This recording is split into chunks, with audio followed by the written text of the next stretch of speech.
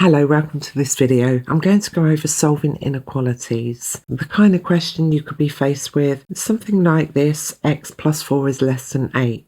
And let's break down what this question actually means. If we look at the symbols first, this one here means greater than, this one less than. If the arrow has a second line here, that means greater than or equal to, and then you have this one with the second line here, that's less than or equal to. Inequalities are very similar to solving equations, but there's one big exception, and I'll explain that as we work through some questions. So let's dive straight in. If you look at the inequality sign, this one here, just like an equal sign, but don't change it because we are working with greater than or less than. We are working with inequalities, but we can put a little equal sign above and we just imagine that's what we're dealing with. So when you're solving an algebra equation, the first thing we would do here is we would look to isolate x. We want x on its own. And to do that, we want to move this positive 4. And to do that, we subtract it. We're going to subtract it from both sides. So I always write my operation to the side here. So I would write here,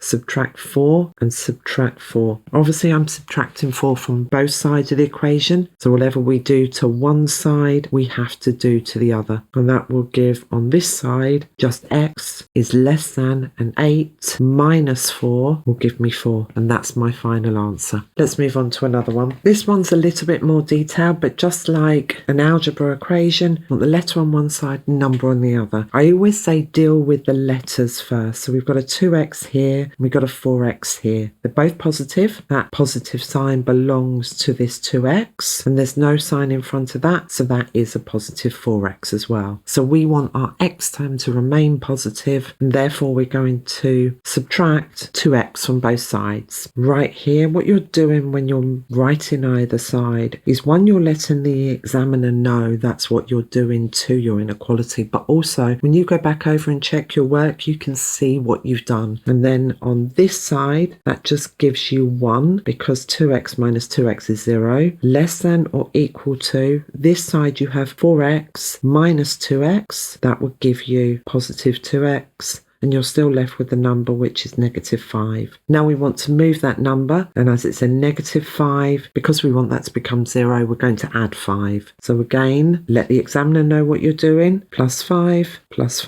and then we have 1 plus 5 gives you 6, less than or equal to 2x. And on this side, negative 5 plus 5 is 0. Now we're left with needing to move this 2, and that is 2 multiplied by x. So therefore, to move it, we need to do the opposite, which is divide. So we're going to divide by 2 on both sides. And that means 6 divided by 2 will give you 3, which is less than or equal to, and 2x divided by 2 is x. And that's your answer. Here's a couple more, but before we go into them, let me introduce myself. I'm Sally and I'm the founder of Learn Page by Page. You can hear from my accent, I am from the UK, but I do teach US students, so I will cover both curriculums. If you find the video helpful, please do go ahead and subscribe because that would really help the channel, and pop a comment below if there's any other videos you would like me to pop up. Also, I will leave a video at the end which will follow on. Let's dive back into the question. With this one, they wanted us to show the solution on a number line. Let's start off with this one first. So we have 18 is less than x plus 2. Same again, we're going to subtract the 2. 18 subtract 2 is 16, is less than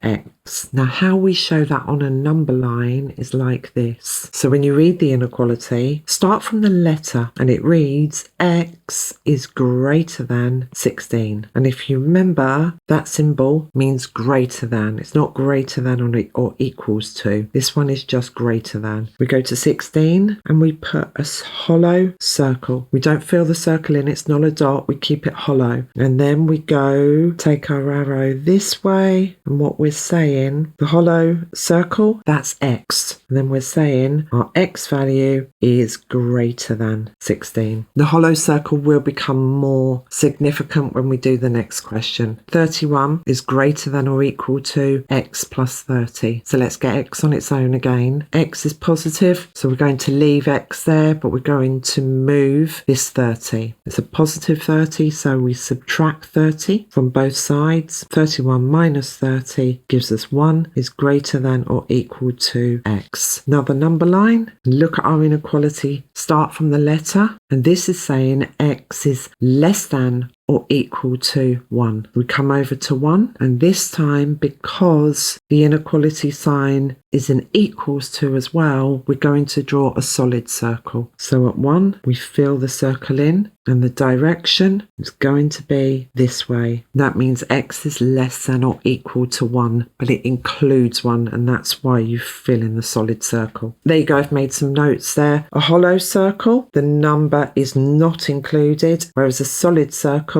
the number is included, or the number is equal to. Let's do a few more, and this time we're going to cover the big exclusion. So the first one, here you can see you've got a negative 2x, which is less than 8. So what we're going to do here is we're going to move this negative 2, and as it's being multiplied, we're going to do the opposite, which is divide. So we're going to divide both sides by negative 2, and we're going to divide this side by negative 2. Now this is the big exclusion. When you divide or multiply by a negative value, you have to flip the inequality sign. This becomes x, flip the inequality sign, 8 divided by negative 2 will give negative 4. So the key theory there is when multiplying or dividing by a negative number, you have to flip the inequality sign. Let's do this one. Here we've got a fraction, and as you can see, this is a negative x divided by 7. To get x on its own, we're going to multiply by negative 7. So we have 11 multiplied by negative 7, but because we've multiplied by a negative value, we have to flip this inequality sign. So that now becomes greater than or equal to, and now x will be on its own. And we'll go ahead and calculate the 11 multiplied by negative 7. That gives us negative 77 greater than or equal to x. And that should be about everything. I hope that helps. Here's another video which I think you might find really useful, and thanks for watching, and see you next time.